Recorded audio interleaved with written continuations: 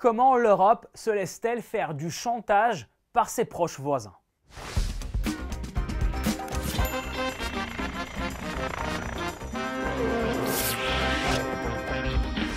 Salut, je suis Oleg Schomer et c'est le blog à part. La petite enclave espagnole en Afrique du Nord, Ceuta, est presque en état de guerre. L'afflux des migrants est tel que les militaires censés protéger la souveraineté de la ville autonome se sont transformés en sauveteurs de l'alerte à Malibu.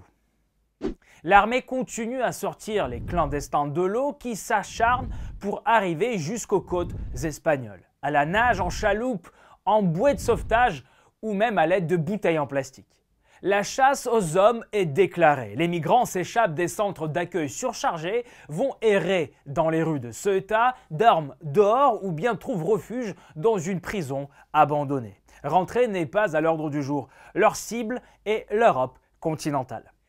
Et ce petit cadeau à l'Espagne et aussi à toute l'Europe, c'est son voisin le Maroc qui l'a fait. Rabat n'a pas bougé d'un seul doigt pour empêcher la traversée illégale des frontières avec l'Espagne. Pourquoi? Eh bien parce que le Maroc se venge et boude Madrid à cause de l'un des leaders des séparatistes du Front Polisario qui a été soigné à Ceuta, donc en Espagne, du Covid-19. Il serait admis à l'hôpital espagnol sous fausse identité pour effacer les preuves. Du coup, on se retrouve au bord d'une nouvelle crise migratoire. Sur fond de pandémie, la vie dans les pays les plus pauvres devient de plus en plus difficile. Des milliers de migrants se lancent dans des périples dangereux. Rien que durant les premiers mois de 2021, au moins 25 000 personnes ont traversé les frontières italiennes, grecques et espagnoles. Et cet été, ce nombre pourrait exploser. Bruxelles cherche coûte que coûte à bloquer les départs de migrants vers l'Europe et mise sur un accord avec la Tunisie et la Libye. Il a intérêt à faire très vite car selon les renseignements italiens, dans les semaines qui viennent, jusqu'à 70 000 migrants pourraient quitter les côtes libyennes. Le problème, c'est que tous ces accords avec les voisins ne sont pas une solution.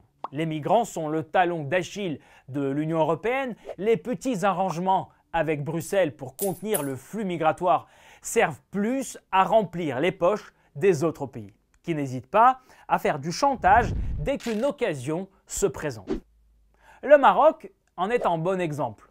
En parole, l'Union européenne assure qu'elle ne se laissera pas intimider, mais en acte, l'Espagne s'est précipitée d'ouvrir une enquête contre le membre du Front Polisario qu'elle a soigné, faisant grincer les dents de Rabat. Il est évident que sans l'aide du Maroc, l'Espagne aura du mal à défendre ses frontières. En 2019, le Maroc accepte la mission de garde-frontière et de patrouille du détroit de Gibraltar. L'année suivante, le nombre de migrants à la frontière espagnole baissait de 50%.